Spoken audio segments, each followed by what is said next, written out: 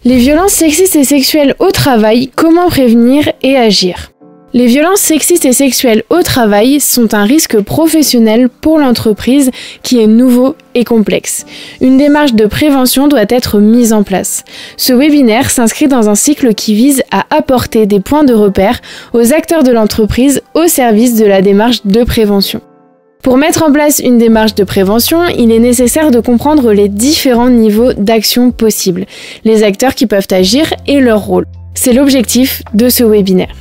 En matière de prévention, il existe 3 types d'actions possibles en fonction de ce sur quoi on agit et pour quoi faire. La prévention tertiaire agit sur l'individu pour réparer et traiter les conséquences d'un risque. La prévention secondaire, elle, agit sur les équipes pour les outiller pour faire face au risque ou diminuer les conséquences d'un risque. La prévention primaire agit quant à elle sur l'organisation du travail pour anticiper, éliminer ou réduire les facteurs d'exposition au risque dans le travail. Dans le deuxième webinaire, nous avons vu que les violences sexistes et sexuelles avaient des effets à 3 niveaux, notamment au niveau des personnes exposées, qu'elles soient victimes ou témoins, que ces effets sont variables d'une personne à l'autre, d'une équipe et d'une entreprise à l'autre, et que les causes sont multiples, mais avant tout du côté des conditions de travail.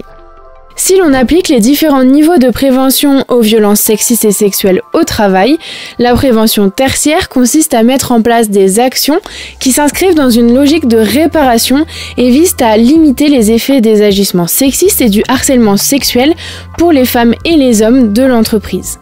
Il peut s'agir par exemple de mettre en place un dispositif pour recueillir et traiter les plaintes. Les actions de prévention secondaire ont pour objet d'aider les salariés, managers, membres des services prévention et RH, représentants du personnel à savoir reconnaître les risques d'agissements sexistes et de harcèlement sexuel et à pouvoir alerter. Il s'agit donc d'outiller les salariés pour faire face aux risques. Cela peut passer par exemple par la mise en place de formations sur les définitions des violences sexistes et sexuelles au travail. La prévention primaire vise à anticiper, éliminer ou réduire les facteurs d'exposition au sexisme. Cela consiste en une action sur les conditions de travail, il peut s'agir par exemple de féminiser les métiers ou encore de réduire l'isolement dans des situations de travail. Sur ce niveau, il est question d'agir sur les 6 facteurs que nous avons vus dans le précédent webinaire et qui favorisent l'émergence du sexisme. La politique de prévention du risque sexisme, les conditions de travail et de sa réalisation, la répartition des emplois, métiers et tâches dans l'entreprise, le temps de travail et enfin la gestion des parcours professionnels. La démarche de prévention, ses étapes et ses actions sont propres à chaque entreprise, à son contexte, à son avancement et ses besoins sur le sujet. Il y a néanmoins quelques bonnes pratiques que nous avons repérées. Du côté de la prévention tertiaire, il est important que les dispositifs mis en place permettent aux personnes exposées, victimes et témoins d'alerter, aux personnes chargées de traiter, de recueillir les plaintes, d'informer, d'orienter les personnes victimes vers des personnes ressources en interne, mais aussi à l'externe, ce qui suppose de pouvoir qualifier la situation, pouvoir mettre des mots et reconnaître s'il s'agit de violences sexistes et sexuelles ou non, d'évaluer l'impact sur les personnes exposées et leurs besoins en matière de prise en charge. Dans le cas où la situation relève a priori du harcèlement sexuel, il est recommandé de mener une enquête interne sérieuse et impartiale, dans le but d'établir la réalité des faits et de conclure si les faits sont constitués de harcèlement ou non. Il est nécessaire également de mettre en place des mesures de protection des personnes exposées, de sanctionner ou recadrer l'auteur en fonction des actes ou propos tenus. Notons qu'il est indispensable, après qu'un signalement ait été traité, de revenir vers les équipes de travail pour expliquer ce qui est acceptable de ce qui ne l'est pas. Ceci peut passer par une sensibilisation si elle n'a pas déjà été faite. Sans cela, le risque est grand de voir des clivages, des scissions ou des tensions apparaître, certains pouvant se positionner pour ou contre les personnes concernées, voire même des représailles se produire. Enfin, la prévention tertiaire peut aussi alimenter la prévention primaire, c'est-à-dire que pour éviter qu'une situation ne se reproduise, il est important de ne pas le regarder uniquement sous l'angle individuel, mais d'investiguer aussi ce qui, dans les conditions de travail, a pu favoriser la survenue de la situation parmi les 6 facteurs que nous avons exposés dans le deuxième webinaire. Pour ce faire, nous vous proposons une grille qui peut être utilisée pour analyser les signalements. À partir d'une situation recueillie, elle vous amène à vous poser les questions utiles pour identifier de quel type de violence sexiste et sexuelle il s'agit. Elle vous invite à repérer les effets sur les personnes exposées, les équipes et l'entreprise. Cela permet ainsi de se demander si des actions d'accompagnement des victimes sont à mener par exemple. La grille vous invite également à faire un point sur les acteurs mobilisés à ce jour et ceux concernés par la situation. Enfin, l'outil vous conduit à un regard sur l'organisation du travail pour repérer si des éléments de l'organisation ont favorisé la survenue de cette situation. L'ensemble de ces réponses vous permettra d'élaborer un plan d'action sur les 3 niveaux de prévention. En matière de prévention secondaire, il s'agit essentiellement d'informer, sensibiliser et former les salariés à la prévention des violences sexistes et sexuelles au travail. Nous le verrons plus loin, le Code du travail prévoit des modalités d'information obligatoires. Concernant la sensibilisation, il est important qu'elle concerne tout le monde, quel que soit son métier et niveau de responsabilité dans l'entreprise ou l'administration. Néanmoins, les contenus doivent être différenciés selon les cibles. Connaître les définitions des violences sexistes et sexuelles est un besoin commun de toutes et tous pour agir en prévention. Par contre, les managers, les représentants du personnel, les référents et les membres des cellules de signalement auront en plus besoin de repères pour savoir écouter et orienter les victimes présumées et les témoins par exemple. C'est pourquoi il est important de bien définir le cahier des charges en amont en termes d'objectifs, de cibles, de contenu et le profil souhaité en matière d'intervenants. Enfin, il est indispensable que ces actions de formation soient pérennes pour inscrire la prévention dans la durée. Les départs et arrivées de nouveaux salariés sont tout autant d'événements qui changent les collectifs. Des signalements traités peuvent aussi laisser des traces ou faire émerger le besoin de repartager des repères communs. Comment et à quelle fréquence former les équipes, comment sensibiliser les nouveaux entrants dans l'entreprise sont des questions qu'il faut se poser. Concernant la prévention primaire, nous l'avons vu, il s'agit de mettre en place des mesures organisationnelles, de remonter aux causes racines du sexisme. Nous avons identifié 6 familles de facteurs sur lesquels agir. La mixité des emplois, des métiers et des activités. Observez-vous une mixité? Peut-elle être améliorée pour renforcer la prévention du sexisme? La politique de prévention dans l'entreprise? Les obligations en matière d'information sont-elles respectées? Le risque sexisme est-il évalué et intégré aux documents uniques? Des actions d'information, sensibilisation ont-elles eu lieu? Etc. Le management des parcours professionnels. Y a-t-il des critères de gestion des parcours qui sont différents pour les hommes et les femmes et qui pourraient contribuer à donner une place différente aux femmes comparativement aux hommes dans l'entreprise?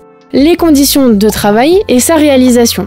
Le travail occasionne-t-il des déplacements qui peuvent favoriser la survenue de violences sexistes et sexuelles au travail? Les contraintes de travail sont-elles fortes, avec des objectifs chiffrés, contraints, etc. Les temps de travail et leur articulation. Les salariés vivent-ils des situations de travail où ils sont isolés? Travaillent-ils en horaire décalé, la nuit par exemple, etc. Il est à noter que la prévention des violences sexistes et sexuelles au travail fait l'objet d'obligations réglementaires. De manière générale, l'employeur a une obligation d'assurer la sécurité et de protéger la santé physique et mentale des salariés. Le Code du travail indique que l'employeur prend les mesures nécessaires pour assurer la sécurité et protéger la santé physique et mentale des travailleurs. L'employeur est tenu également de prendre toute disposition nécessaire en vue de prévenir les faits de harcèlement sexuel, d'y mettre un terme et de les sanctionner. Ces articles valent pour les 3 versants de la fonction publique. L'article 11 de la loi du 13 juillet 1983 précise que la collectivité publique est tenue de protéger les fonctionnaires contre les menaces, violences, voies de fait, injures, diffamations ou outrages dont ils pourraient être victimes à l'occasion de leurs fonctions et de réparer le cas échéant le préjudice qui en est résulté. Enfin, pour renforcer la prévention des violences sexistes et sexuelles au travail, sur les 3 niveaux, des référents doivent être nommés.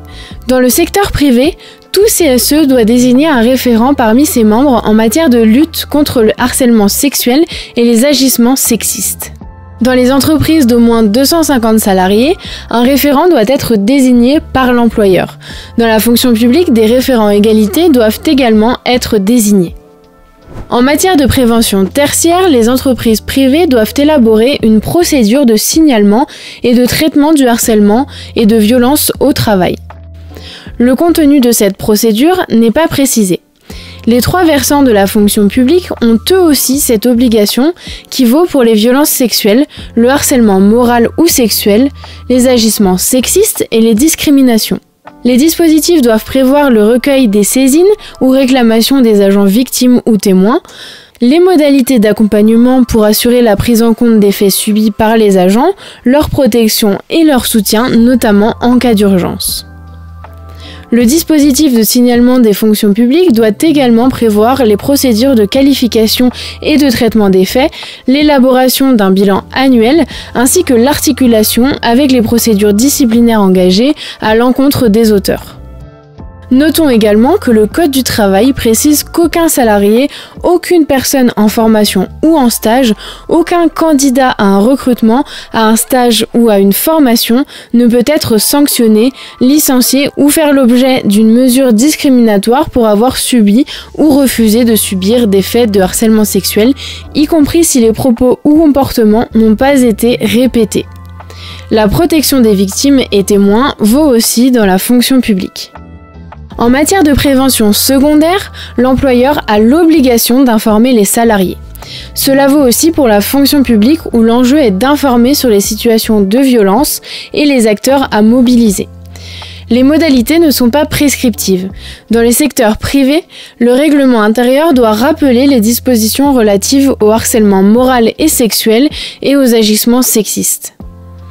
L'article 222-33 du Code pénal doit être affiché dans les lieux de travail et dans les locaux ou à la porte des locaux où se fait l'embauche, ainsi que les actions contentieuses, civiles et pénales ouvertes en matière de harcèlement sexuel et les coordonnées des autorités et services compétents, c'est-à-dire le médecin du travail, l'inspection du travail, le défenseur des droits, les référents RH et CSE s'il en existe. En plus d'informer, la loi encourage à former. Le CSE est le référent pour le secteur privé. Dans les trois versants de la fonction publique, les violences sexistes et sexuelles au travail doivent être intégrées dans les formations initiales et continues, en priorité de l'encadrement, des agents des services RH, des référents égalité et diversité et des représentants du personnel, notamment des CHSCT.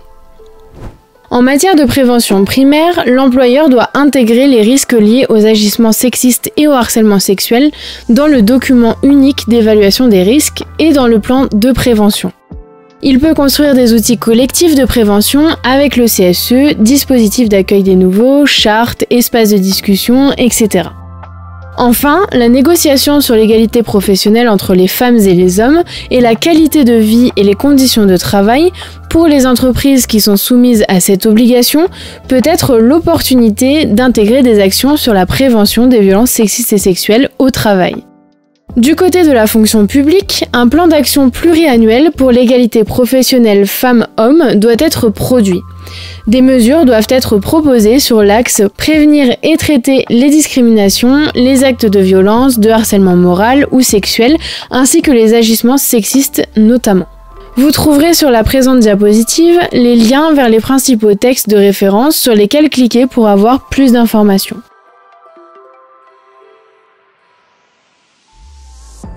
Si l'employeur a des obligations, la prévention doit être l'affaire de toutes et tous dans l'entreprise. L'encadrement, les représentants du personnel, les référents et les salariés ou agents. La direction est en première ligne pour impulser la démarche de prévention, c'est-à-dire l'engager, donner des moyens pour son déploiement et par là signifier l'intérêt et l'importance du sujet. La direction, comme l'encadrement, seront garants d'une cohérence entre les mots et les actes, et seront chargés ainsi de diffuser et d'incarner les limites qu'ils auront posées concernant les relations de travail souhaitées entre femmes et hommes. Ceci sera un soutien précieux pour l'encadrement qui, au contact des équipes au quotidien, pourra aussi être amené à tenir ce rôle.